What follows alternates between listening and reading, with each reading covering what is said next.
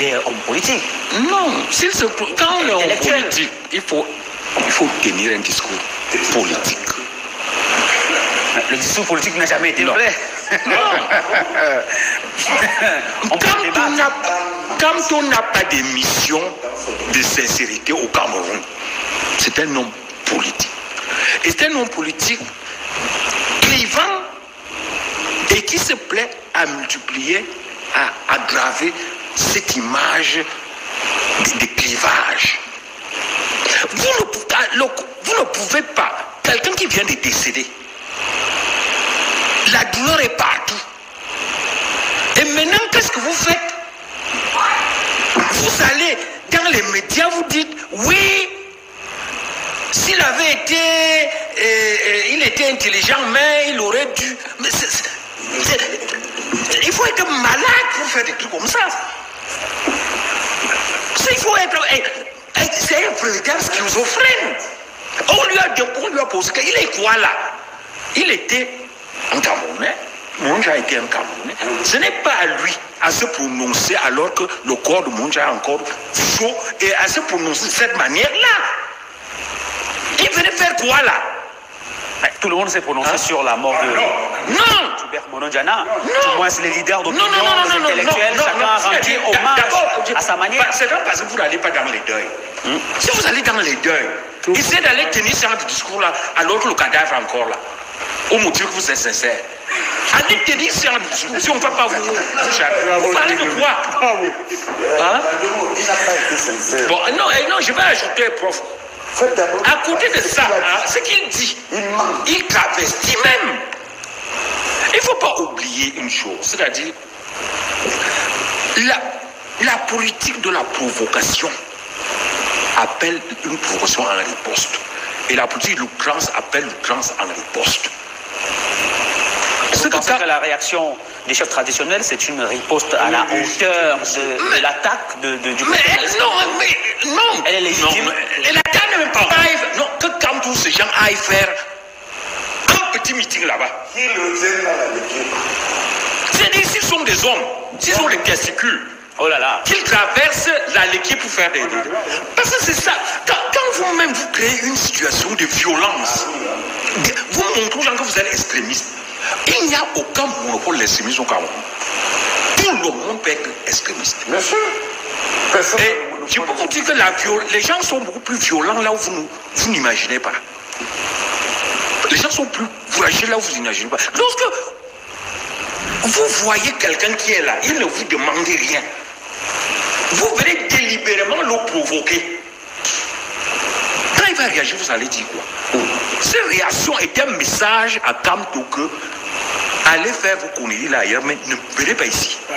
Mais est-ce que cette réaction peut atteindre Maurice Kamto? Ça, non. C'est des réactions. Kamto, c'est un Bamileke, c'est pas un petit, c'est pas un état, c'est pas un éton.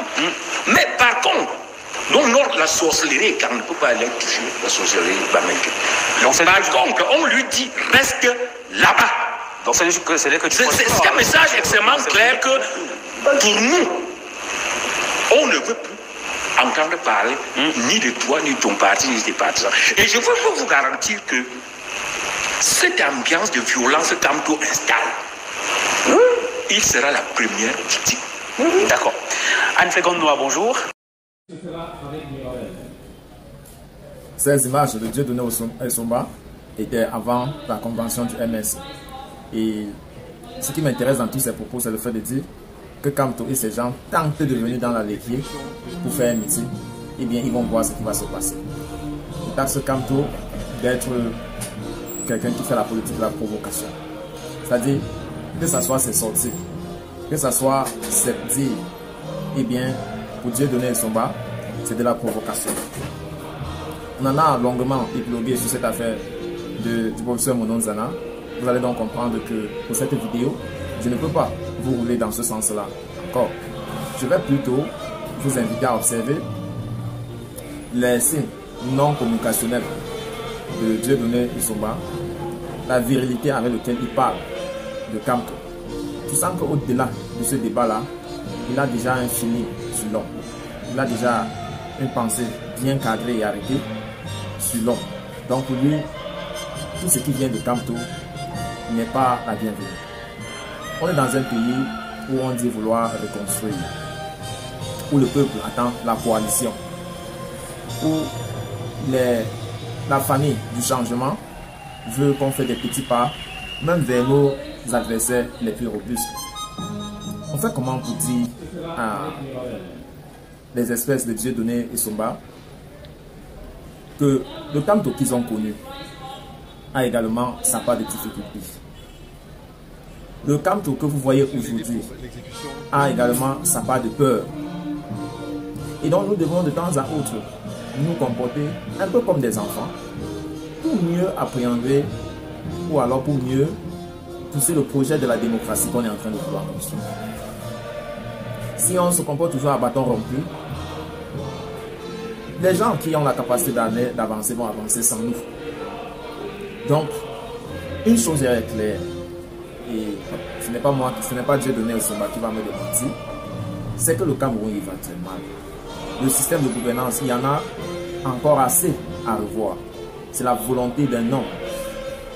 Ce sont des capacités managériales qui ont un problème. Et de ce sens-là, de mon point de vue, je pense qu'on peut faire confiance à la tenance pour pouvoir changer un disque qui est rayé, si j'emprunte au docteur Aristide Monet. Pas besoin de se cacher derrière des faits pour vomir sa haine qu'on a envers quelqu'un.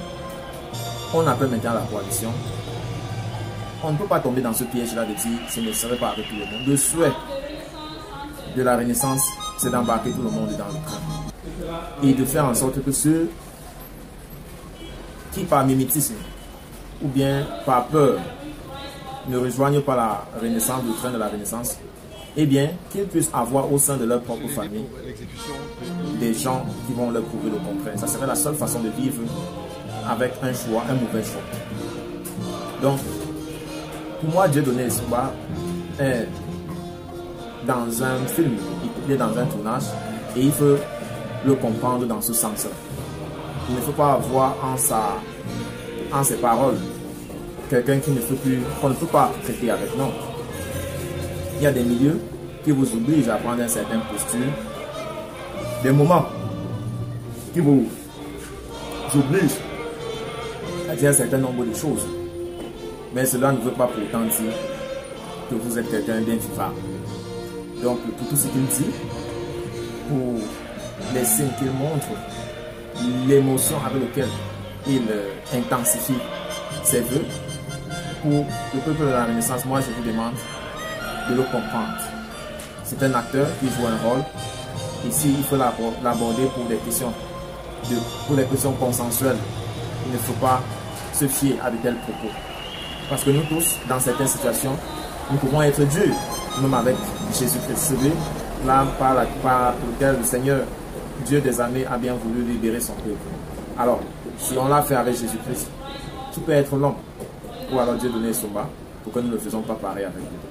C'est ce que je voulais partager avec vous, pour que vous compreniez que sur le chemin de la reconstruction, de l'amour, de la paix, on va rencontrer des éléments qui, de prime abord, sont invivables, mais la mission dont nous portons est une mission qui devrait toucher tous les cœurs. Nous devons utiliser toutes les formes de communication et de médiation, d'intermédiaire pour pouvoir atteindre la majorité. L'objectif ici, c'est la majorité. Parce que après c'est difficile de convaincre, le nombre souvent réussit à le mettre OK.